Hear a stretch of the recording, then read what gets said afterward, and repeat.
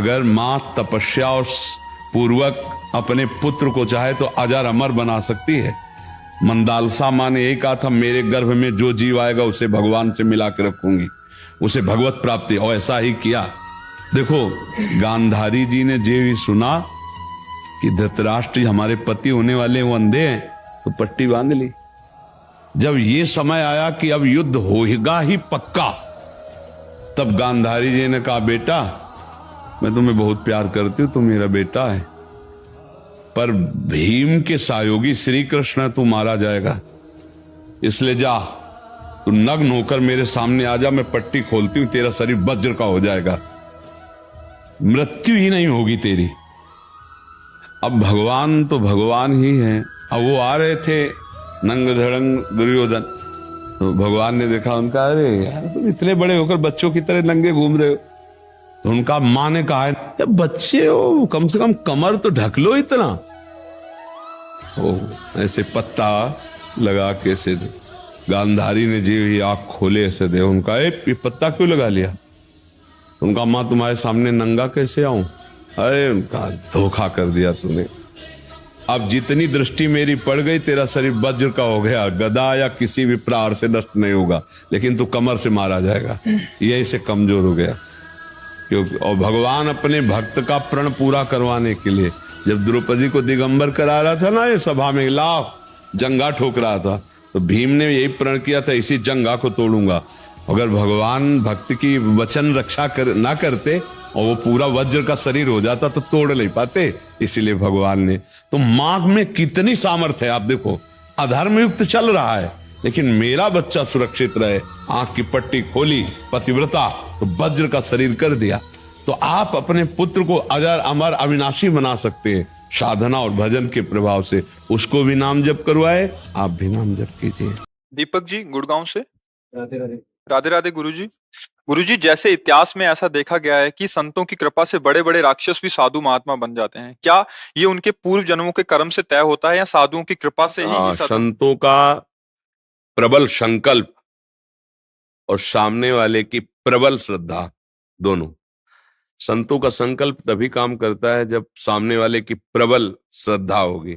श्रद्धा ने तो फिर एक भी उदाहरण नहीं बता सकते कि जबरदस्ती किसी को महात्मा बना दिया गया। एक उदाहरण नहीं, जैसे हमारे आचार्य हरिवंश महाप्रभु जब यहाँ वृंदावन आए तो लता भवन में राधा वल्लभ लाल को विराजमान किया, तो यहाँ जबरदस्ती कर लेता था। नरवाहन नाम था। पहले नौकाओं से ही ज्यादातर व्यापार यात्राएं होती थी, तो वहां और वृंदावन में कोई भी आए उसका डर था। मतलब एक तरह से राज परिकर का पूरा सब व्यवस्था और डाकुओं की गैंग थी उसके पास, अस्त्र शस्त्र सब। जब सुना उसने कि हरिवंश चंद्र जो पधारे हुए राधा वल्लभ लाल, अब दिव्य आभूषण सब श्री जी की सेवा के, और कोई कर नहीं, किसी की हिम्मत नहीं मांग सके, ऐसा कैसे हो सकता है, कौन है? तो पहले छुप करके वो जे लताओं के देखा, विशाल नेत्र, प्रेम भरे हुए, गौरांग शरीर, श्री जी की सेवा में। और देखते ही उसको ऐसा लगा कि मतलब हमारा चित्त चुरा लिया इन्होंने। लेने देने की तो बात जाने दो, हिम्मत नहीं पड़ी कि सामने जा सके। बस किनकी सेवा कर रहे हैं? राधा वल्लभ जी की। कौन सेवा कर रहे हैं? हरिवंश चंद्र। राधा वल्लभ श्री हरिवंश राधा वल्लभ, बिना दीक्षा के, बिना उसके शुरू कर दिया। और इतना बड़ा निष्ठ श्रद्धा कि महाप्रभु ने अपनी वाणी जी में 2 पद उनकी छाप के दिए हैं, 11वां और 12वां पद। नरवाहन प्रभु सुकेली, बहुविध भर भरत झेली, सौरत रस रूप नदी जगत पावनी, 11वें पद में। और 12वें, नरवाहन प्रभु निहार, लोचन भरि घोष नार। नरवाहन को ऐसे प्रियालाल दिखा दिए, निष्ठा, श्रद्धा, पूर्ण समर्पण। ये महापुरुष। कल्याण करना अलग बात है, साधु बना देना अलग बात। ध्यान रखना, कल्याण तो अपने संकल्प से घोर पापियों का कर देते हैं, लेकिन उनको साधु बना देना, इसमें उनकी श्रद्धा काम करे। बिना श्रद्धा के सिद्धांत है, भवानी शंकरो वंदे श्रद्धा विश्वास रूपिणो, याभ्याम बिना न पश्यन्ति सिद्धा स्वांता स्तमीश्वरम। जो हृदय में विराजमान है प्रभु, उनका अनुभव नहीं हो सकता जब तक श्रद्धा और विश्वास नहीं है। तो कोई भी महात्मा बिना श्रद्धा और विश्वास के किसी का परिवर्तन नहीं कर सकता। नहीं, जब तक श्रद्धा ही नहीं तो हमारा प्रयोग ही आप पर काम नहीं करेगा। आरत अधिकारी जब पावे तो गूढ़ऊ तत्व न साध दुरावे। जब आर्थ है अधिकारी है तो रस डाल दिया, अब वो श्रद्धा ही नहीं तो फिर नहीं बनेगी। जैसे पारसमणि का स्पर्श होने पर ही लोहा सोना बन सकता है, पर अगर बीच में रुई का पर्दा है और लोहे की डिबिया में रखी तो लोहे की ही रहेगी, वो सोने की नहीं बन जाएगी। पर्दा हटाओ, छू जाए तो सोने की हो जाएगी। ऐसे संत के पास हो आप, संत की सेवा में हो, पर आप उनके वचन नहीं मानते, अहंकार युक्त हो, श्रद्धा उस कोटि की नहीं, परिवर्तन नहीं होगा। आपकी प्रबल श्रद्धा हो गई तो उनका संकल्प आपको अपने समान बना देगा। पारस तो सोना बनाती, संत संत बनाते। आप उस सरिस चाहे सब कीन्हा, वो अपने समान आपको बना देंगे, पर आपकी श्रद्धा उसमें विशेष कारण होगी। संतों का स्वभाव ही होता है जगत मंगल करना, लेकिन जो अश्रद्धा करते हैं, उन पर भाव नहीं रखते हैं, तो उनका परिवर्तन नहीं हो सकता। ये श्रद्धा का विषय है। प्रथम हृदय श्रद्धा जो करे, आचार्यन जाय अनुसरे, जहां जहां हरिवंश के, तब बात बनेगी। भगवान श्री कृष्ण चंद्र श्रद्धावान लभते ज्ञानम तत्पराशयते इंद्रिया, ज्ञानम लब्ध्वा पराम शांति मचिरे अधिगच्छति। श्रद्धावान ही ज्ञान को प्राप्त होता है, श्रद्धा नहीं तो फिर काम नहीं। मोना शर्मा जी चंडीगढ़ से। गुरुदेव कोटि कोटि प्रणाम।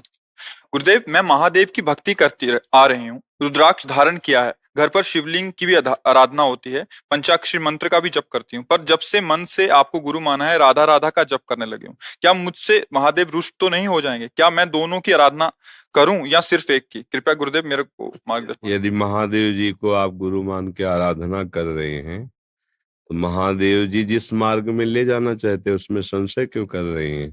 वो परम वैष्णवाचार्य हैं, वो जिस पर कृपा करते हैं उसे प्रिया प्रीतम का प्रेम प्रदान करते हैं। नरसिंह मेहता जी को देखो, सीधे रास में प्रवेश करा दिया। जा पर कृपा न करहि पुरारी, सो न पाओ मुनि भगति हमारी। भगवान श्री हरि की प्रेम लक्षणा भक्ति भगवान शंकर की कृपा से प्राप्त होती है, और भगवान श्री हरि की कृपा से महादेव जी के चरणों में भक्ति होती है। तो ऐसा विचार करना कि कहीं अपराध तो नहीं बन रहा, तो करता आप है क्या? अगर आप करता है तो फिर विचार कीजिए, अगर महादेव जी करा रहे हैं तो फिर आपको चिंता नहीं करनी। करता है तो फिर आराधक नहीं, फिर तो कर्म होगा, और आराधना तो होती है शरणागत होके, मन वचन कर्म से भगवान शिव की शरण में है, और उनकी प्रेरणा से यंत्रवत उनकी आराधना हो रही, और वो जिधर ले जा रहे हैं उधर हम खुशी से जा रहे हैं। हमारा कोई अधिकार नहीं रह गया, हमारी कोई चाह नहीं, महादेव जी की इच्छा। उपासना तो ऐसे होती। किसका प्रश्न है? हाँ, तो ऐसे भाव से चलो। प्रियंका जी पंजाब से। गुरुदेव राधे राधे। गुरुदेव मैं ये पूछना चाहती हूँ कि जब सब हमारी श्री जी की कृपा से ही जीवन में हर काम होता है, सांस लेने से नाम लेने तक, तो इसमें हमारे अच्छे बुरे कर्म कैसे हुए? ये तो क्योंकि तुम ऐसा अनुभव नहीं किए ना। बात तो सुन लिए हो, अनुभव तो किए नहीं, तो अहंकार शेष बचा हुआ है, और अहंकार में ही सारे दोष बास करते हैं। अहंकार का मुख्य स्वरूप है मैं स्त्री हूं, मैं पुरुष हूं। जहां ये भाव है तहां ही दोष प्रारंभ हो जाते हैं। परस्पर आकर्षण, परस्पर इंद्रियों का भोगों से संयोग होना, नाना प्रकार के पापाचरण की वृद्धि होना। तो बात कहने से स्थिति थोड़ी आ जाती है, स्थिति प्राप्त करे तब उसका अनुभव होता है ना। जिस दिन ये स्थिति आ जाएगी कि एक क्षण एक कण भी भगवान से बिलग नहीं, भगवान के बिना शासन के नहीं, मेरी सत्ता ही नहीं, अहंकार प्रभु में समर्पित हुआ, तो स्वप्न में भी आपसे पापाचरण नहीं हो सकता। आप देखिए, पापाचरण तभी होता, मैं पुरुष हूं तो स्त्री के प्रति आकर्षण, मैं स्त्री हूं तो पुरुष के प्रति आकर्षण, मैं अपनी इंद्रियों के द्वारा सुख भोगूंगा, इसीलिए अधर्माचरण शुरू हो जाता है, मनमानी आचरण शुरू हो जाते हैं। फिर सोचे भगवान की इच्छा से हो रहा है, गलत बात।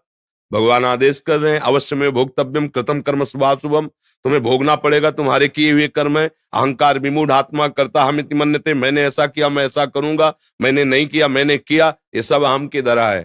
तो बातें बनाने से स्थिति नहीं आती, भजन करने से, सत्संग सुनने से, सदाचरण करने से जब वो स्थिति आ जाएगी कि आपका अहम समर्पित हो गया, अब आप देख रहे हैं कि प्रभु करवा रहे हैं, तो प्रभु के करवाने से कभी किसी से पापाचरण नहीं हुए।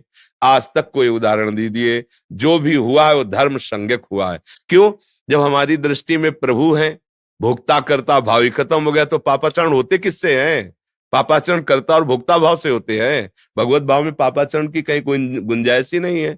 तो अब हम लोग समझते हैं नहीं, बातें सुनी और उनकी छाप मार करके, उनकी सत्ता के बिना पत्ता नहीं हिलता, तो भाई अब मेरे से जो पापाचरण हो रहे भगवान कराना चाहते हैं। गलत बात है।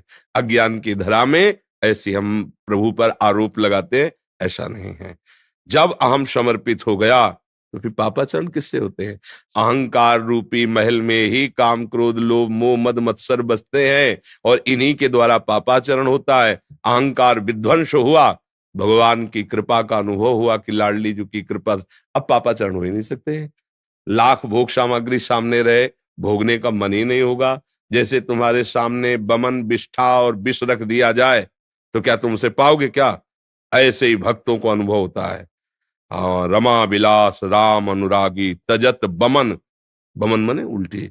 हाँ, उनको कोई भोग पसंद नहीं आता। ब्रह्मादिक के भोग सब विषम लागताए, नारायण ब्रज चंद की लगन लगी है जाए। अभी तो भगवत प्राप्ति नहीं, भगवत प्राप्ति की लगन लगी तो ब्रह्मादि को के जो भोग वैभव है उसे उसे विष के तुल्य लगते हैं। तो भला उससे पापाचरण कैसे हो सकता है? पापाचरण होता है जब हमें विषयों में सुख और मैं भोगूं और सुख लूं, यही तो अहंकार है। अहंकार के नाश के बिना इस बात की सिद्धि कैसे हो सकती है कि सब प्रभु करा रहे हैं? और जिस दिन ये बात सिद्ध हो गई कि सब प्रभु करा रहे हैं तो आप और भगवान में इतना अंतर नहीं। ब्रह्मविद ब्रह्मवि भवति तस्मित् तज्जने भेदा अभावात। प्रभु और प्रभु के भक्त में अभेद स्थिति हो जाती है। अब भला उससे पाप कैसे हो सकते हैं? भूल के भी नहीं हो सकते, स्वप्न में भी नहीं हो सकते, क्योंकि पाप का मूल है सुख वासना। देखो ना, मैं इसे भोग लूं, मैं इसे प्राप्त कर लूं, मेरा ये हो जाए, इसी वासना से पाप होता है। और भगवान की भक्ति में जब अहम लीन हो जाता है तो भोगता ही नहीं बचा, तो पाप किससे होगा? किसका प्रश्न है? समझ में आया?